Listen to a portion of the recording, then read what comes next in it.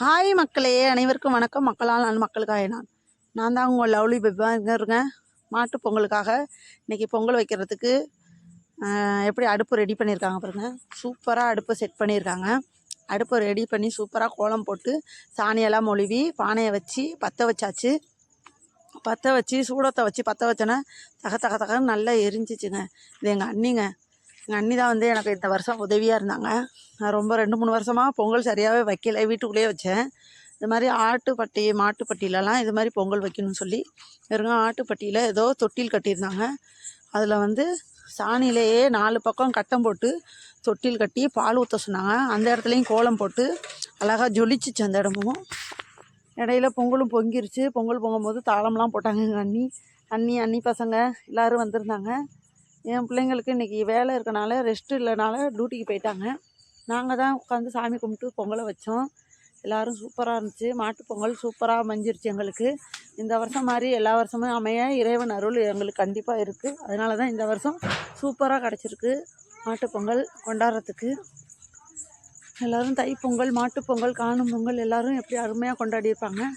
யார் யாருக்கும் கொண்டாட முடியாதவங்களாம் அடுத்த வருஷம் சூப்பராக கொண்டாடுங்க. இந்த வருஷம் கொண்டாடினவங்களும் அடுத்த வருஷம் இன்னுமே சூப்பராக கொண்டாடணும்.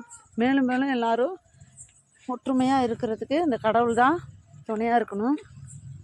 எல்லாருக்கும் அமையுதுன்னு பாருங்கள். ஒவ்வொருத்தவங்களுக்கும் அமையும், ஒவ்வொருத்தவங்களுக்கு அமையாது. இது வந்து எதர்ச்சியாக எல்லாமே அமையுதுங்க. இப்போ எனக்கு எல்லாமே என்ன தான் சொந்தம் பந்தம்லாம் நம்ம விட்டு விலகி இருந்தாலும் நம்மளுக்குன்னு ஒரு சொந்தம் தேடி நம்மளுக்கும் உதவி செய்ய கடவுள் எங்கே இருந்தாவது கடவுள் தான் மனித ரூபத்தில் வர மாதிரி கடவுள் தான் எனக்கு மனித ரூபத்தில் எங்கள் அண்ணியாக வந்து எங்களுக்கு எல்லாமே செஞ்சு கொடுத்தாங்க. ஆனால் அவங்க அவ்வளோ சூப்பராக செஞ்சாங்க. அவங்க வீட்டுக்கு கூடயும் அவ்வளோ அருமையாக செஞ்சுருப்பாங்களா என்னன்னு தெரில. இங்கே வந்து சூப்பராக செஞ்சு எங்களுக்கு எல்லாமே செஞ்சாங்க. பூஜை போட ஆரம்பிச்சிட்டோம். பூஜையும் போட்டு சாமி கும்பிட்டு பொங்கல் படைச்சி ஆளுங்களுக்கெலாம் கொடுக்கலான்னு சொன்னாங்க. சாம்பிராணி போட சொன்னாங்க. எல்லாமே அவங்க செஞ்சு கொடுத்துட்டு என்னை செய்ய சொன்னாங்க. அதே இடையில நானும் அதை வீடியோவை எடுத்து பொங்கலுக்கும் நான் காட்டுறதுக்காக வந்தேன். அப்படியே சூரிய நமஸ்காரம் பண்ணலான்னு சூரியனுக்கும் அப்படியே தீபாரத்தனை காட்டிட்டேன். தூபம் போடும் போதே கண்ணெல்லாம் வேற எரிஞ்சிச்சுங்க. அது எதுக்கு கண் எரியுதுன்னு தெரியல. மூஞ்சியில் போய் புகை பட்டுருச்சு. சூப்பராக அமைஞ்சிருச்சுங்க. இன்றைக்கி மாட்டுப்பொங்கல் கொண்டாடின அனைத்து மக்களுக்கும் மனமார்ந்த வாழ்த்துக்கள். எப்படி போணுச்சு இந்த வருஷம்? எங்களுக்கு சூப்பராக போயிடுச்சு. யார் யாருக்கு எப்படி போணுச்சுன்னு தெரில. நல்லபடியாக போனவங்களுக்கெல்லாம் நல்லா இருக்கும். கொஞ்சம் சோகமாக இருக்கிறவங்களுக்கெல்லாம் நம்மளால எதுவுமே செய்ய முடியலையே, அடுத்த வருஷமாக தான் நல்லா செய்யணும்னு நினைக்கிறவங்க இன்னும் சிறப்பாக செஞ்சு நல்லா எல்லோரும் வரணும். எங்கள் ஆடுபட்டி பெருகணும், பால் பொங்கணும், ஆடுபட்டி பெருகணும் அப்படின்னு சொல்லி சாமி கும்பிட சொன்னாங்க. என்ன சொன்னாங்கன்னு தெரில. எங்கள் ஐயா இருந்தார் ஆடு மேய்க்கிறவர். அவருக்கு கவர்மெண்ட் ஹாலிடே மாதிரி 2 நாள் ஹாலிடே போயிட்டார். அவங்க ஊரில் ஜல்லிக்கட்டு பிடிப்பாங்களாம். கோயில் மாடு இவர் தான் பிடிக்குன்னு சொல்லிவிட்டு அவர் எங்கள் ஆட்டு ஐயாவும் போயிட்டார். ஆடு பார்த்துக்கிறாரு ஐயாவும். அப்புறம் என்ன பண்ணுறதுன்னு எங்கள் அண்ணி தான் காலையிலேருந்து வந்து இருந்து எல்லாமே சூப்பராக சிறப்பாக. எனக்கு இது மாதிரி அமையாது. எங்கள் ரொம்ப நாளைக்கு முன்னாடி எங்கள் மாமியார் வீட்டில் இது மாதிரி கொண்டாடி இருக்கோம்.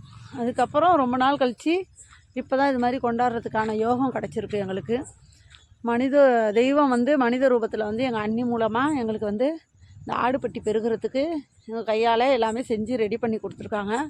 மனமார்ந்த நன்றி அண்ணி. உங்களுக்கு கோடான கோடி நன்றி அண்ணி. எப்படி நன்றின்னு சொல்லி ஒரு வார்த்தையில் முடிக்க முடியாது. மனசார சொல்கிறேன். எல்லோரும் நல்லா இருக்கும்னு நினைக்கிறவங்களுக்கு ஒரு மனசு இருக்குங்க. அந்த மனசு எங்கள் அன்னிக்கு இருக்குது. அந்த மனசு யாருக்குமே வராது. நம்மளுக்குமே நம்ம ஏன் போய் செய்யணும், நம்ம ஏன் பண்ணணும், கஷ்டப்படணும்னு ஒரு சிலருங்க நினைப்பாங்க. நினச்சிட்டு போய் செய்கிறவங்களும் இருக்காங்க. அந்த நினைப்பே இல்லாமல் அவங்க செஞ்சது பார்த்தோம்னா அவங்க வீட்டுக்கே அக்கறை எடுத்து செய்வாங்க பாருங்கள். அது மாதிரி செஞ்சுருந்தாங்க. அவங்க வீட்டு கூட இவ்வளோ அக்கறையாக செய்வாங்களான்னு தெரில. இந்த ஆடெல்லாம் ரொம்ப நஷ்டமாக இருக்குன்னு தெரிஞ்சோன்னா கவலைப்படாதம்மா, நான் வந்து பட்டியில் ஆடில் பொங்கலை வச்சு எல்லாமே சரி பண்ணி தரேன், எல்லாமே செஞ்சு தரேன்னு சொல்லி சூப்பராக வந்து செஞ்சுட்டாங்க. ரொம்ப எனக்கு சந்தோஷமாயிருச்சு. இதில் பிள்ளைங்க இல்லாத குறை தான். இதில் இடையில தம்பி வர வீடியோவுக்கு வந்தான். ஐயோ வீடியோ எடுக்காதீங்கன்னு தம்பி ஓடி போயிட்டார். வெறும் ஆடெல்லாம் பொங்கல் திங்கிறதுக்காக நல்ல கரும்பு வந்து மேயுது. கரும்பு, இஞ்சி தலை எல்லாம் இருந்துச்சு. எல்லாத்தையும் சிறப்பாக திங்கிறதுக்காக ஆடு ஆர்வமாக இருக்குது. இந்த ஆடுங்களை கண்ட்ரோல் பண்ணதில் தான் நாங்கள் என்ன செய்கிறோம் எது செய்கிறோன்னே தெரியாமல் ஏதோ தெரிஞ்சதை செஞ்சிட்டோம், கடவுள் அதையும் ஏற்றுக்கிட்டாரு. அருமையாக இருந்துச்சுங்க. இது மாதிரி நான் பொங்கல் கொண்டாடினதே இல்லை. அதுவும் ஆடுங்களை வச்சு இது மாதிரி பொங்கல் கொண்டாடினது அனுபவம் எனக்கு. இந்த அனுபவம் எப்படி இருந்துச்சோ அதை உங்களுக்கு ஷேர் பண்ணியிருந்தேன். ஏதாவது தப்பாக திக்கி பேசியிருந்தா மன்னிச்சுங்க. எங்கள் அண்ணி ஆடுங்களுக்கெல்லாம் எல்லாத்துக்கும் என்னமோ ஊட்டுறாங்க. என்ன ஊட்டுறாங்க எனக்கே தெரில. ஏதோ இலை ஊட்டிக்கிட்டு இருக்காங்க, கரும்பு இலையோ ஏதோ இலை ஊட்டிக்கிட்டு இருக்காங்க. அதுக்குள்ளே அந்த ஆடெல்லாம் வந்து எங்களை அலக்கறை பண்ணிருச்சுங்க. அதை கொட்டி விட்டு இதை கொட்டி